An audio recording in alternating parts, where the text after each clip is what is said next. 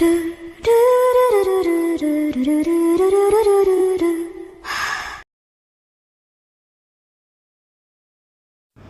Boy with dragon Saul के episode 11 में हमने देखा था सेंगज्वान सेट के 7th एल्डर एल्डरशी के केव के बाहर आकर बोलते हैं, एल्डरशी तुम्हारा केव सेंगज्वान सेट के 12 एनिस्टर पीक्स में से एक है और यहाँ स्पिरिचुअल एनर्जी भी बहुत ज्यादा है, तो मैं चाहता हूँ कि तुम ये केव खाली कर दो। और एल्डरशी इसके लिए रिफ्यूज कर देते हैं। तभी 7th एल्डर के डिसाइपल्स एल्डरशी के इंसल्ट करने लगते हैं और तभी वहाँ बायमो और वैंगफेंग भी आ जाते हैं और बायमो, वैंगफेंग और 7th एल्डर के डिसाइपल्स के बीच एक बैटल शुरू हो जाती है। बायमो एक डिसाइपल को बच्चे की तरह पीट देता है, वहीं बाकी के 2 डिसाइपल्स वैंगफेंग के ऊपर बड़ा अटैक करने वाले होते हैं कि बायमो तीसरे डिसाइपल को उन दोनों के सामने फेंक देता है। ये देखकर दोनों डिसाइपल शॉक हो जाते हैं और बायमो बोलता है, अब तुम दोनों की बारी है। अब एपिसोड 12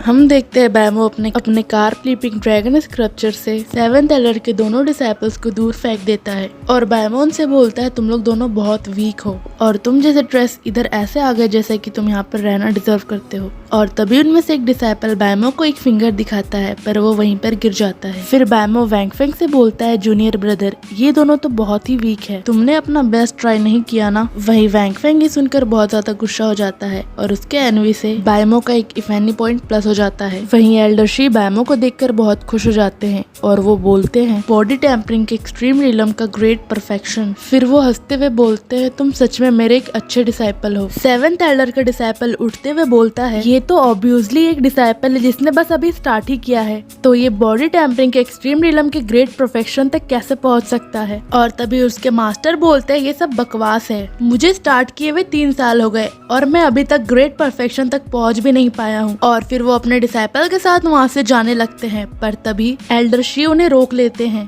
और वो बोलते हैं, क्या मैंने तुम्हें अभी जाने दिया। और तभी 7th एल्डर वहाँ से मुड़ते हुए बोलते हैं, एल्डरशी क्या तुम मुझे यहाँ से जाने नहीं देना चाहते हो, क्या तुम मेरे साथ एक डुएल करना चाहते हो। और इतने में ही एल्डरशी आकर 7th एल्डर पर अटैक कर देते हैं और 7th एल्डर थोड़ी दूर जाकर फेंका जाते हैं और उन्हें देखकर उनके डिसाइपल्स उनके पास जाते हैं और उन्हें उठाते हुए बोलते हैं, मास्टर क्या आप ठीक है। और 7th एल्डर्स एल्डरशी से बोलते हैं, तुम इतना स्ट्रॉन्ग कैसे हो सकते हो। और एल्डरशी बोलते हैं, क्या तुम्हें अभी पता चला, मैं तो पहले से ही इतना स्ट्रॉन्ग था और उस समय तो तुम मेरे जूते उठाने के लिए भी क्वालिफाइड नहीं थे। अब हमें थोड़ी देर बाद का सीन दिखाया जाता है जहाँ 7th एल्डर अपने डिसाइपल्स के साथ वापस लौट चुके थे। वहीं एल्डरशी बायमो और वैंगफेंग से बहुत खुश थे और वो उन दोनों से बोलते हैं कि हाँ, तुम दोनों ने बहुत ही रैपिड प्रोग्रेस किया है, स्पेशली बायमो जो कि बॉडी टेम्परिंग के एक्सट्रीम रिलम के ग्रेट परफेक्शन तक पहुंच गया। फिर वो अपने पास्ट को याद करते हुए बोलते हैं, ये तो बिल्कुल उस समय के मेरे सेंगज्वान साइट के फाउंडर के जैसा है जो कि बॉडी टेम्परिंग एक्सट्रीम रिलम में बस एक ही दिन में पहुंच गए थे। ये बोलते ही वो थोड़ा हंसने लगते हैं। तभी बायमो बोलता है, मास्टर क्या नेक्स्ट अब मुझे डिवाइन ब्रिज रिलम में एंटर करना चाहिए।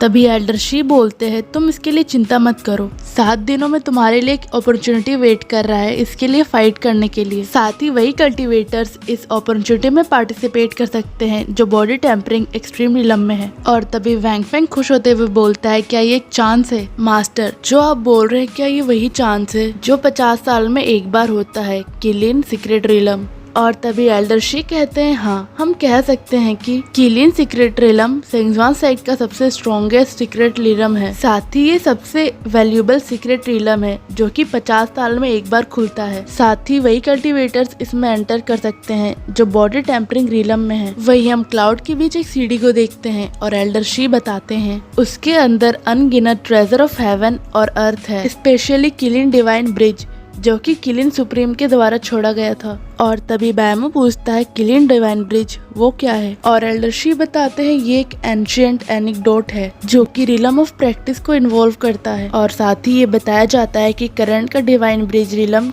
किलिन सुप्रीम के द्वारा बनाया गया था। बायमो पूछता है, ऐसा क्यों है कि डिवाइन ब्रिज रिलम को बनाया जा सकता है और रिलम को बनाया कर इसमें प्रैक्टिस कर सकते हैं। और एल्डरशी बताते हैं, एंशिएंट टाइम्स में हमारा प्रैक्टिस का रिलम एक टाइप का नहीं था, साथ ही उस समय का रिलम और कल्टिवेटर्स का कल्टिवेटिंग करने का वे अभी के मुकाबले बहुत ही अलग था। और फिर वो किलिन सुप्रीम के बारे में बताने लगते हैं। वो बताते हैं कि उस समय किलिन सुप्रीम ने स्काई के पोस्टर को क्रिएट करके डिवाइन ब्रिज रिलम के प्रैक्टिस के मेथड को बनाया था, जिसमें प्रैक्टिस करने के बाद बॉडी टेम्परिंग सिंपल और एफिशिएंट हो जाता है। साथ ही डिवाइन ब्रिज में स्लोली प्रैक्टिस करने से और वर्ल्ड से कम्युनिकेट करना ये हर एक कल्टिवेटर्स के लिए कंपलसरी मेथड बन गया था। और तभी वैंग फेंग बोलता है और एंड में लेजेंड कहते हैं कि किलिन सुप्रीम ने इस डिवाइन ब्रिज को अपने पीछे छोड़कर गए थे। क्या वो इसी किलिन डिवाइन ब्रिज के बारे में बात करते थे? क्या ये सही है? और तभी एल्डर शी बोलते हैं ये सच होना चाहिए, क्योंकि उस समय किलिन सुप्रीम ने एक अननोन इनकाउंटर सफर किया था और कुछ सालों बाद उनका सुप्रीम ब्रीथ भी लीक्ड हो गया था। कहा जाता है कि उनके डिसअपियर होने से पहले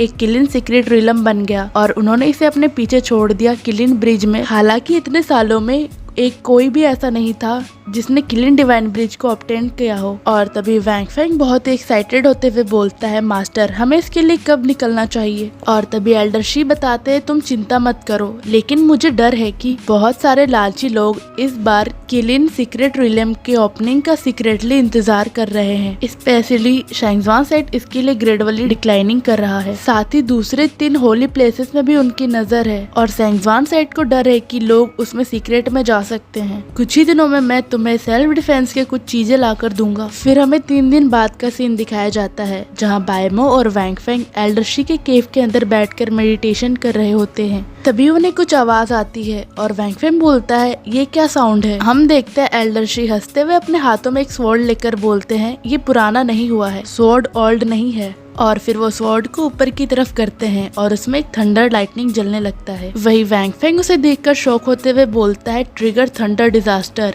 ये तो एक सैक्रेड वेपन है। और फिर एल्डर शी उस स्वॉर्ड को बायमो और वैंग फेंग को दिखाते हुए बोलते हैं, डिसाइपल्स, तो तुम इसके बारे में क्या सोचते हो? वही वैंग फेंग खड़े होते हुए बोलता है, ये सैक्रेड स्वॉर्ड एक्सट्रीमली प्रीसियस है। वही मेरे रॉयल फैमिली में इस लेवल का सिर्फ 2 वेपन्स ही है। और फिर वैंग फेंग मन ही मन बोलता है, मेरा हमेशा से एक सैक्रेड वेपन को रखने का सपना है, जो कि आज सच होने वाला है। और तभी एल्डर शी बताते हैं कि उस समय ये मेरा पर्सनल स्वॉर्ड था जब मैं यंग था। साथ ही मैंने इस स्वॉर्ड की मदद से अपने जनरेशन के अनगिनत घमंडियों को डिफीट किया था। लेकिन जब से मैंने इमोर्टल फिजिको को कल्टीवेट करना स्टार्ट कर दिया, तब से मैंने इसे फ्लैम वेंस के अंडरग्राउंड में इस स्वॉर्ड को सील कर दिया था, जिसके कारण ये हर दिन अर्थ के फायर से टेम्पर्ड होता है और अब तो ये पहले से भी ज्यादा पावरफुल है। और फिर वो बोलते हैं, क्या तुम्हें याद है मैंने कुछ दिन पहले तुमसे कहा था कि मैं तुम्हें एक सेल्फ डिफेंस थिंग ला कर दूंगा? और तभी वैंग फेंग खुश होते हुए बोलता है, ऑफ कोर्स मास्टर, मुझे याद है। क्या जिसे आप ये स्वॉर्ड देने वाले हैं वो? और इतने में ही एल्डर शी उस स्वॉर्ड को बायमो की तरफ फेंकते हुए बोलते हैं, बायमो, मैं ये जानयूर स्वॉर्ड को तुम्हें देना चाहता हूँ। और बायमो स्वॉर्ड को देखकर बहुत ज्यादा खुश हो जाता है।